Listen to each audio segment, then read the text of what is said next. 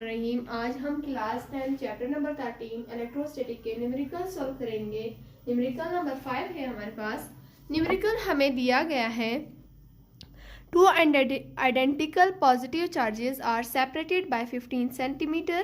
Find the magnitude of each charges if they repel each other with a force of 10 Newton.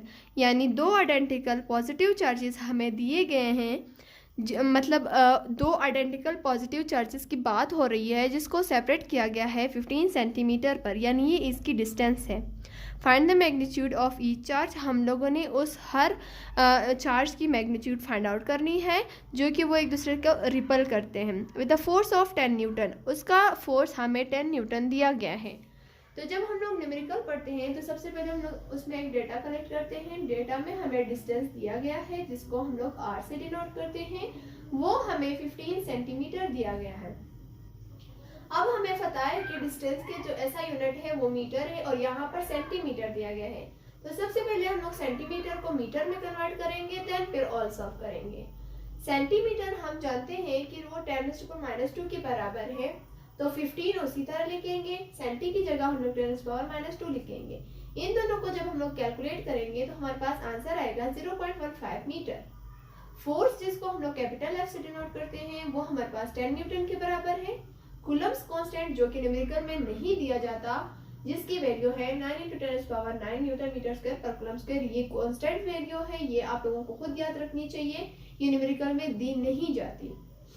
Charges हम लोगों ने find out करने हैं। दो charges थे Q1 प्लस Q2। जब इन दोनों को हम लोग प्लस करेंगे एक करने के लिए Q² बना देंगे, फिर इसको हम लोग फार्मूले में भी इसी तरह पुट करेंगे।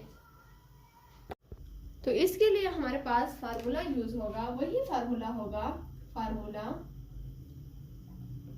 फार्मूला हमारे पास क्या है, F = K Q1 Q2 divided by R²। Solution हमारे पास आ जाता है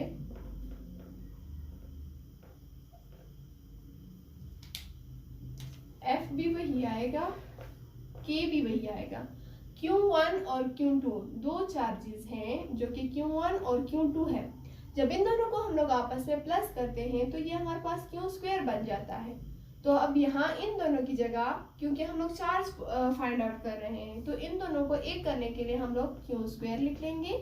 फार्मूले में हम लोग Q² पुट कर देंगे कि यहाँ पर दो चार्जेस है Q1 और Q2, फिर आ जाएगा R²। अब सबसे पहले मैंने आप लोगों को ये भी बताया हुआ है कि जिस चीज को हम लोग कैलकुलेट कर रहे होते हैं तो उसको हम लोग सबसे पहले = की इस साइड पर लेते हैं, देन फिर सॉल्व करेंगे। तो सबसे पहले हम लोग इस फार्मूले को एक तरतीब देंगे, चार्ज को इस साइड पर लाएंगे = को, देन फिर सॉल्व करेंगे। तो जब हम लोग चार्ज को यानी Q² को इस साइड पर लेकर लाएंगे तो हमारा फार्मूला कुछ इस तरह का हो जाएगा। F भी उस साइड पे चला जाएगा और ये जो R² है ये ऊपर से नीचे आ जाएगा और K नीचे चला जाएगा। हमारा फार्मूला U बन जाएगा Q² = FR² divided by K। अब यहाँ पर Q² है तो हम लोगों को सिर्फ चार्ज चाहिए, Q² नहीं चाहिए, सिर्फ Q चाहिए। तो सबसे पहले हम लोग इसका स्क्वायर खत्म करेंगे, देन फिर सॉल्व करेंगे। तो हम यहाँ पर लेंगे taking square root on both sides, यानी इन दोनों साइड्स पर हम लोग स्क्वायर रूट ले लेंगे। स्क्वायर रूट जब हम लेंगे, स्क्वायर रूट हम किस तरह लेंगे, ये Q² रूट =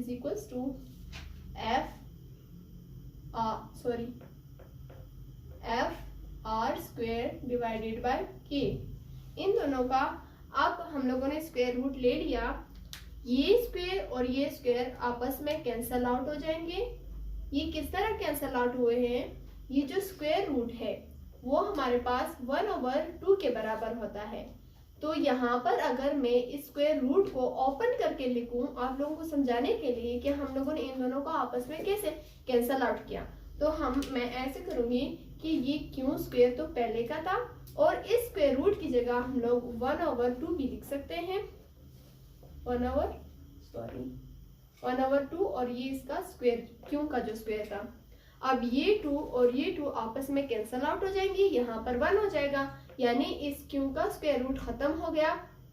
तो सिंपली हम यहाँ पर ऐसे करेंगे कि इस 2 को इस स्क्वायर रूट के साथ खत्म कर देंगे और ये जो स्क्वायर है r का वो भी इसके साथ कैंसल आउट हो जाएगा। अब हमारे पास किस तरह रहेगा, q इज इक्वल्स टू इसका स्क्वायर तो खत्म हो गया, अब इसका स्क्वायर रूट है, क्योंकि f के ऊपर कोई स्क्वायर नहीं था और ना ही k के ऊपर, इसलिए इसका जो स्क्वायर रूट है वो रह रहा है अभी तक f डिवाइडेड बाय k, जबकि r का स्क्वायर खत्म हो गया स्क्वायर रूट, तो ये इस तरह थोड़ा स्क्वायर रूट के बाहर लिखेंगे हम लोग। अब इसकी जगह इनकी वैल्यूज पुट करेंगे, देन हमारे पास चार्ज की वैल्यू आ जाएगी। q is equals to f हमारे पास 10 के बराबर था और k की वैल्यू हमारे पास है 9 इंटू 10⁻⁹ मल्टीप्लाई बाय r की वैल्यू हमारे पास 0.15 है। अब इन दोनों को आपस में हम डिवाइड करेंगे, देन आंसर निकालेंगे।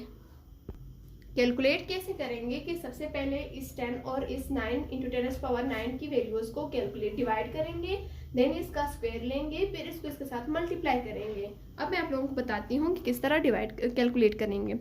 Simple bracket 10 simple bracket divided by simple bracket 9 into 10⁻⁹ simple bracket, हमारे पास आंसर कुछ इस तरह आ गया 1.11 इंटू 10⁻⁹। ये हम लोगों ने कैसे किया, 10 डिवाइडेड बाय 9 इंटू 10⁻⁹ की वैल्यू को हम लोगों ने निकाला, देन अब इसके ऊपर तो स्क्वायर रूट भी है, अब इसका हम लोग स्क्वायर रूट किस तरह लेंगे, वही वैल्यूज उन दोनों को जब हम लोगों ने डिवाइड किया उसका आंसर ये आया, फिर उसी का हम स्क्वायर रूट लेंगे तो हमारे पास आंसर आ जाएगा 3.33 इंटू 10⁻⁵। अब मैं लिखती हूँ जो ये q है, q is equals to 3.33 into 10⁻, sorry मेरे से चला गया, 10 डिवाइडेड बाय मल्टीप्लाई बाय 0.15। अब इन दोनों को आपस में हम लोगों ने मल्टीप्लाई करना है, वही वैल्यूज जिसको हम लोगों ने पहले निकाला था स्क्वायर रूट का, अब उसको हम लोग मल्टीप्लाई करेंगे 0.15 के साथ, हमारे पास आंसर आ जाएगा 5 इंटू 10⁻⁻⁶।